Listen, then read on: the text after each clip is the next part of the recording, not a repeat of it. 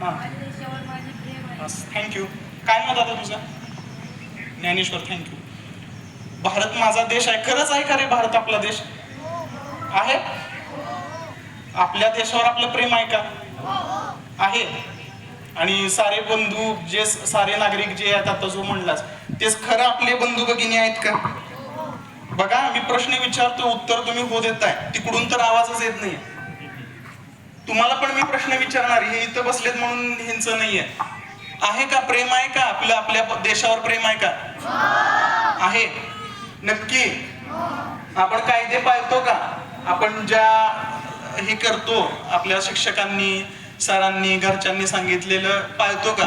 आपल्या प्रतिज्ञेत आणि एक गोष्ट आहे, शेवट आहे बघा, आठवतंय का? मला आठवतं तसं सांगतो.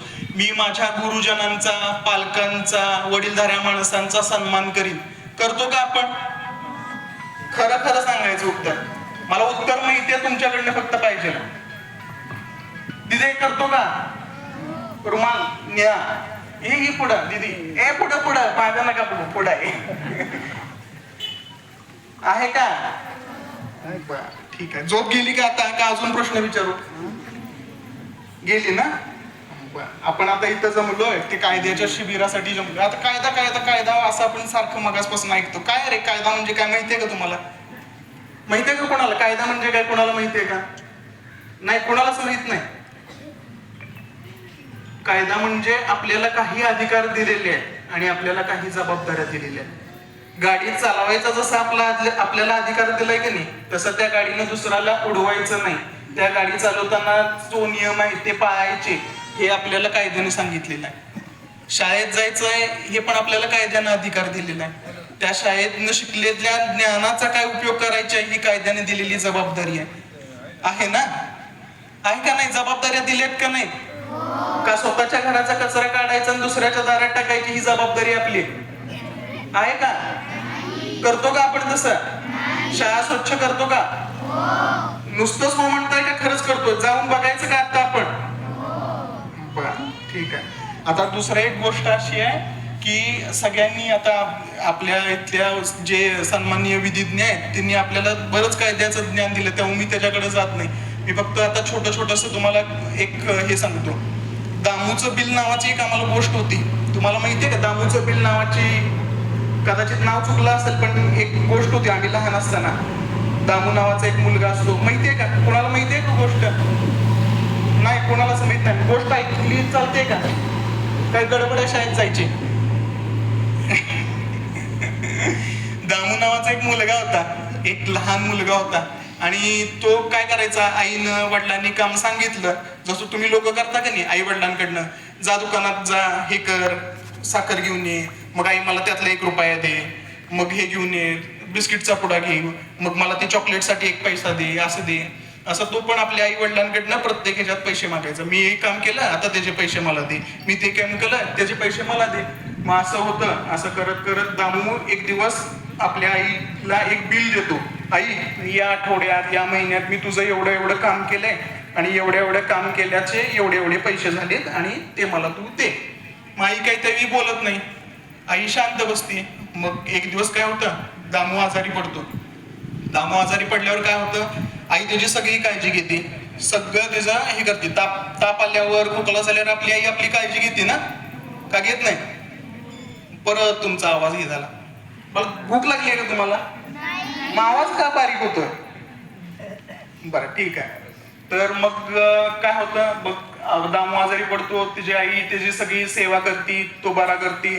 मग एक दिवस दामू झोपेतून उठतो. झोपेतून उठल्यावर दामूच्या उशाशी एक चिठ्ठी असते आणि त्या चिठ्ठीत काय लिहिलेलं असतं माहितीये का? आईनं रात्री दामूला ताप आला, मग त्याला डोक्यावर पाण्याच्या पट्ट्या ठेवल्या, या वाजल्यापासून यावर त्याचे एवढे रुपये, दामूला झोपवलं त्याचे एवढे रुपये, दामूला पांघरून घातलं, दामूला जेवायला करून घातलं, दामूला हे करून गेलं, दामूला ते करून दिलं, त्याचं बिल आईनं दामूला दिलं.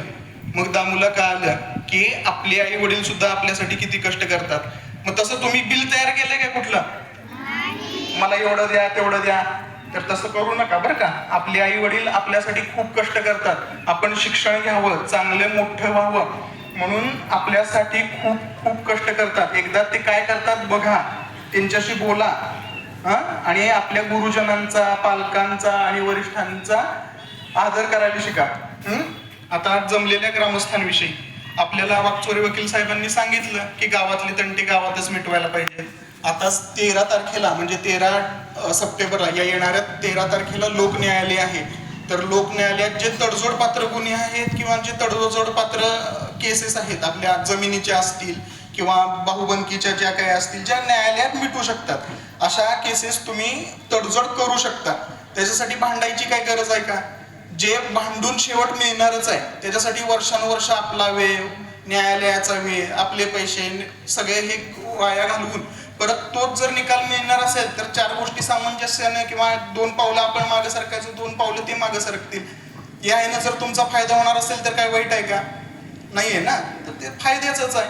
मग त्याच्यासाठी एक आमच्याच न्यायाधीशाने एक कविता लिहिली आहे. त्यातल्या फक्त मी तुम्हाला 2-4 ओळी वाचून दाखवतो. तडजोड असा शब्द आहे. तडजोड ही आहे. आपल्या भांडणाचे कारण काय तुला तरी आठवते का? 4-5 वर्ष झाल्यानंतर असं होतच. आपलं सुरुवात असते आपली भांडणाची, धावतोच, दाखवतोच, काय करतोय बघू, असं होतं ना राग आल्यावर. मग 4-5 वर्ष होतात, 1-2 वर्ष जातात, 4-5 वर्ष जातात. मग आपल्याला काय लागतं, काय आपलं भांडण नेमकं कशासाठी होतं? त्याच्यासाठी आपल्या भांडणाचं कारण तुला तरी आठवतंय का? मनातल्या रागाचं उत्तर तुला तरी सापडतंय का? राग आलेला असतोय तेव्हा भावकीतली भांडणं असतायत, जमिनीची भांडणं असतायत, शेजाऱ्याचा बांध असतोय. मग तुझा बांध का माझा बांध, तुझा रस्ता का माझा रस्ता, तुझी भिंत का माझी भिंत, त्याच्यावर मनात सुरू असतंय. शब्दानेच वाढला शब्द जरा मनाला आपण समजावलं, शब्दानेच वाढला शब्द जरा मनाला आपण समजावलं, प्रयत्न तर करून बघू तडजोडीने मिटेल आपलं. म्हणजे प्रयत्न केला, आपण एकमेकाशी बोललो तर नक्कीच मिटू शकतं. जरा रागालाही कळू दे शेवटी, जरा रागालाही कळू दे शेवटी आपलंच नातं जिंकलं. म्हणजे रागाला पण कळायला पाहिजे की आपण प्रत्येक राग करून काही फायदा नाही. आपलं तडजोडीने मिटू शकतं. चूक भूल देव घेऊ. बघा, चूक भूल देव घेऊ. चूक आपण केली आहे ती कबूल पण करणं गरजेचं आहे आणि दुसऱ्याने केली असेल तर ते माफ पण करणं गरजेचं आहे. फक्त कबूल आणि माफ असं नाही, दोघांनीही 2-2 पावलं मागं पुढे यायला पाहिजे. चूक भूल देव घेऊ, बघ भांडण तिथंच मिटल. चूक भूल देऊन घेऊ, बघ भांडण तिथंच मिटल. प्रयत्न तर करून बघू तडजोडीनं भेटेल आपण. रागापुढं द्वेषापुढं बाकी सारे ठरते निरर्थ. रागापुढं द्वेषापुढं बाकी सारे ठरते निरर्थ. जाणीवीसारखी शिक्षा नाही, क्षमेसारखी नाही सामर्थ्य. आनंदाचं जगणं सुंदर, आनंदाचं जगणं सुंदर भांडणापाशी येऊन थांबलं. बघा, आपण आनंदानं जगत असतोय, भांडणं करतो आणि आपलं सगळं हे त्या भांडणाकडे कॉन्सन्ट्रेट होतं. आनंदाचं जगणं सुंदर भांडणापाशी येऊन थांबलं. प्रयत्न तर करून बघू तडजोडीनं मिटेल आपलं. शेवटी एवढंच सांगायचं आहे की जेवढं जास्तीत जास्त तुमची तडजोड होत असेल, तडजोडीनं मिटत असेल तेवढा प्रयत्न करा. तुम्ही सगळ्यांनी सहकार्य केलं, ग्रामपंचायतीने सहकार्य केलं, त्या सगळ्यांचे मी आभार मानतो आणि थांबतो. धन्यवाद.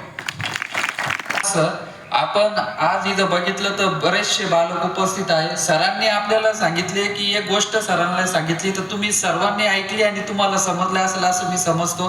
काय शिकलो आपण त्या गोष्टीमध्ये? सरांनी सांगितले की आपले आई वडील आपल्यासाठी खूप कष्ट करतात, तर ते कष्टाचं फळ आपण त्यांना या स्वरूपात द्यायला पाहिजे की आपण चांगल्या प्रकारे शिक्षण घेतलं पाहिजे, मोठं व्हायला पाहिजे, स्वतःच्या पायावर उभं राहून या देशाचं तसंच आपल्या राज्याचं, आपल्या गावचं नाव रोशन करून आपण देशाच्या प्रगतीसाठी हातभार लावला पाहिजे. या गोष्टीतून आपण ते शिकलं पाहिजे. तसेच सरांनी येत्या 13 तारखेला राष्ट्रीय लोक अदालत आहे, त्या लोक अदालतीमध्ये उपस्थित असलेले बऱ्यापैकी गावकरी आहे. कोणाचे काही वाद असतात तर ते वाद वर्षानुवर्ष चालण्यापेक्षा कमी वेळेत कसं दोन्ही पार्टीचं समाधान होईल.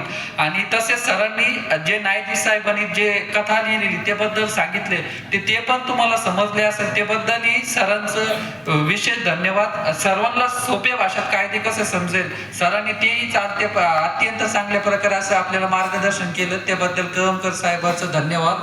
आजच्या कार्यक्रमास प्रास्ताविक सपकाळ साहेब यांनी केली त्याबद्दल त्यांचेही आभार. तसेच विधी कायदेविषयी प्रस्तावना केली AB कुलकर्णी सर यांचाही आभार. तसेच तसेच आजचे तालुका वकील संघ गंगापूर अध्यक्ष कराळे साहेब हेही आजच्या कार्यक्रमास उपस्थित आहेत, त्यांचेही आभार व्यक्त करतो.